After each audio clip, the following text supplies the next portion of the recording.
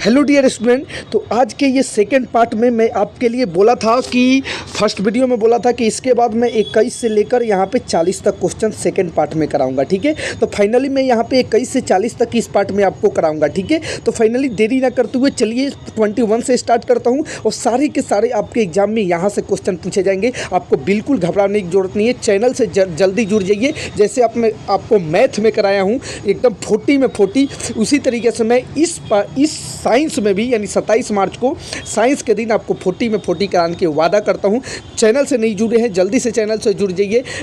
Group से मेरे WhatsApp group में जुड़ जाइए। व्हाट्सअप ग्रुप का लिंक आपको वीडियो के डिस्क्रिप्शन और कमेंट बॉक्स में दे दूंगा, वहां से आप व्हाट्सअप ग्रुप में जुड़ जाइएगा। ठीक है, चैनल पर नए हैं तो चैनल को सब्सक्राइब जरूर कर लीजिएगा ताकि सभी वीडियो का नोटिफिकेशन सबसे पहले आप तक पहुँचे और आप सारी वीडियो का लाभ उठा सके और आप मैथ की तरफ 40 में 40 करके आएँ। ठीक है, तो चलिए देरी न करते हुए स्टार्ट करते हैं। फाइनली चलते हैं अपने क्वेश्चन की तरफ। 21 नंबर क्वेश्चन ये रहा आपके स्क्रीन पर। यह है कि कौन सा अधातु कमरे के ताप पर द्रव अवस्था में पाया जाता है। ठीक है, कौन सा अधातु की बात हो रहा है। देखिए यहाँ पे अधातु की बात हो रहा है, तो जब अधातु की बात हो के तो ब्रोमीन, जब अधातु की बात हो तो ब्रोमीन। ठीक है, लेकिन यही क्वेश्चन रहता है कि कौन सा धातु कमरे के तापमान पर द्रव अवस्था में पाया जाता, तो फिर यहाँ पे पारा हो जाता। ठीक है, लेकिन अधातु की बात करें तो ये हो जाएगा आपका ब्रोमीन हो जाएगा। ठीक है, याद रखिएगा। ठीक है, यानी option C is the right answer हो जाएगा। ठीक है, चलिए अगले क्वेश्चन की तरफ चलते हैं।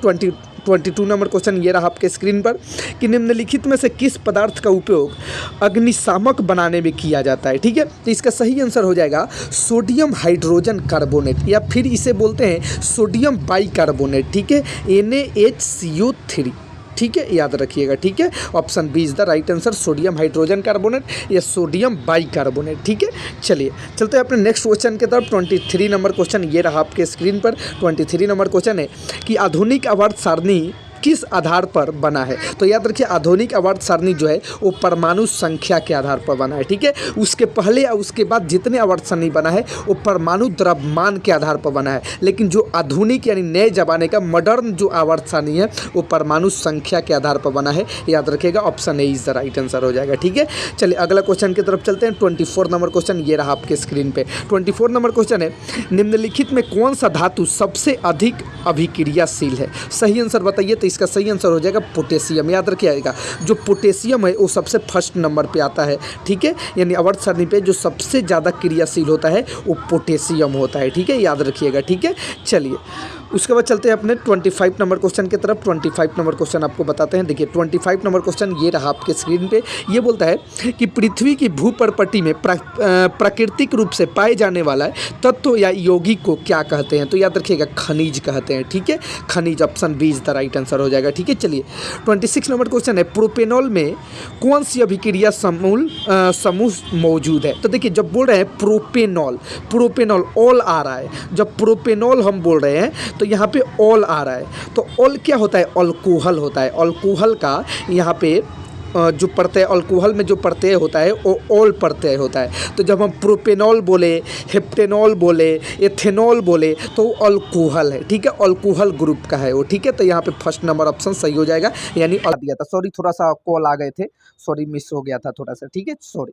चलिए 27 नंबर यहाँ पे क्वेश्चन है कि प्रकाश संश्लेषण प्रक्रिया में निम्नांकित में क्या नहीं होता। ठीक है, इसका सही आंसर बताइए प्रकाश संश्लेषण में कौन सा नहीं होता। ठीक है, तो यहाँ देखिए यहाँ पे कार्बन डाइऑक्साइड का मुक्त होना, यहाँ पे कार्बन डाइऑक्साइड का मुक्त होना ये नहीं होता है। जब प्रकाश संश्लेषण की प्रक्रिया होता है तो ये नहीं होता है, यानी कार्बन डाइऑक्साइड का मुक्त होना ये नहीं होता है। देखिए जल का टूटना ये भी होता है, ऑक्सीजन का मुक्त होना ये भी होता है, और कार्बन डाइऑक्साइड का उपयोग होना। देखिए कार्बन डाइऑक्साइड का यहाँ पे उपयोग होता है।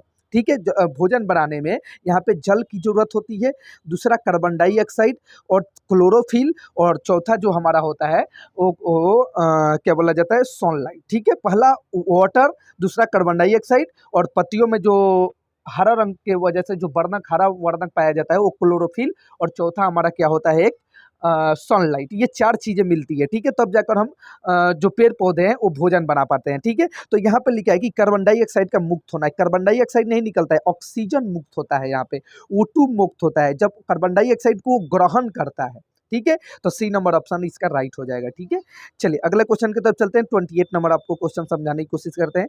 फ्लोएम में खाद्य पदार्थों का परिवहन पौधों में किस दिशा में होता है? ठीक है, तो ऊपर और नीचे दोनों की ओर होता है, याद रखिएगा, ऊपर और नीचे दोनों की ओर। Option C is the right answer हो जाएगा। ठीक है, फ्लोएम माने पेड़ पौधों में खाद्य पदार्थों का जो परिवहन होता है, परिवहन करता है, उसे ही फ्लोएम बोलते हैं। तो दो खाद्य पदार्थों का परिवहन होता है वो ऊपर और नीचे दोनों की ओर होता है। ठीक है, तो option C is the right answer हो जाएगा। ठीक है, चलिए 29 नंबर क्वेश्चन है, ब्रिक की रचनात्मक तथा क्रियात्मक इकाई को क्या कहते हैं? तो याद रखिएगा ब्रिकक कहते हैं, ब्रिकानु, सॉरी ब्रिकानु कहते हैं। यहाँ पे थोड़ी सी मिसप्रिंट हो गई है, ब्रिकानु याद रखिएगा, ब्रिकानु कहते हैं। ठीक है, यानी option B is the right answer हो जाएगा। ठीक है, चलिए अगले क्वेश्चन की तरफ चलते हैं। अगला क्वेश्चन ये रहे आपके स्क्रीन पर। 30 नंबर क्वेश्चन आपको समझा दूं कि फल को पकाने के लिए कौन सा हार्मोन उत्तरदायी है? तो याद रखिएगा एथिलीन। कौन सा? एथिलीन, यानी option C is the right answer हो जाएगा। ठीक है, फल को पकाने के लिए एथिलीन हार्मोन की जरूरत होती है। ठीक है, चलिए अगला क्वेश्चन है मेरा 31 नंबर क्वेश्चन है, एस्ट्रोजन स्रावित होता है अंडाशय द्वारा, याद रखिएगा अंडाशय द्वारा। Option A is the right answer हो जाएगा। ठीक है, चलिए अगला है, अगला क्वेश्चन 32 नंबर क्वेश्चन है कि नर युग्मक तथा मादा युग्मक संलयन को क्या कहते हैं? तो निषेचन कहते हैं। क्या कहते हैं? निषेचन। ठीक है, जब नर युग्मक और मादा युग्मक मिलता है तो उसे निषेचन कहते हैं, फर्टिलाइजेशन। ठीक है, इंग्लिश में फर्टिलाइजेशन बोलते हैं। चलिए अगला क्वेश्चन है 33 नंबर, दिए गए चित्र में कौन सा जनन हो रहा है? तो यहाँ पे देखिए थोड़ा सा पूरा अच्छे तरीके से।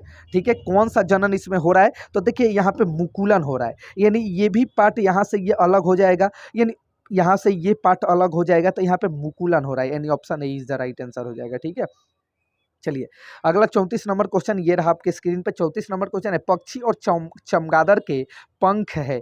देखिए ये असमजात अंग है। ठीक है, पंछी तथा चमगादड़ के पंख है असमजात अंग, यानी option D is the right answer हो जाएगा। ठीक है, यहाँ पे एक और समरूप भी रहे, यदि ऑप्शन में समरूप भी रहे तो ये भी सही हो जाएगा। ठीक है, लेकिन समरूप नहीं देकर यहाँ पे असमजात अंग दिया है, तो ये वाला आंसर राइट हो जाएगा। ये समरूप भी दिया रहता तो ये राइट हो जाता है, यदि असमजात नहीं दिया तो। ठीक है, दोनों में से कोई एक देगा, आपको सही कर देना है। ठीक है, चलिए अगला 35 नंबर क्वेश्चन है यहाँ पे कि मेंडल अपने प्रयोग के लिए किस पौधों को चुना? तो मटर के पौधों को, याद रखिएगा मटर के पौधों को। Option C is the right answer हो जाएगा, मटर के पौधों को। ठीक है, चलिए अगला क्वेश्चन है यहाँ पे 36 नंबर कि निम्नांकित में कौन उत्पादक है? तो याद रखिएगा घास। कौन उत्पादक है? तो घास। ठीक है, चलिए अगला क्वेश्चन है 37 नंबर यहाँ पे कि किसी आहार श्रृंखला में शाकाहारी का निर्माण होता है।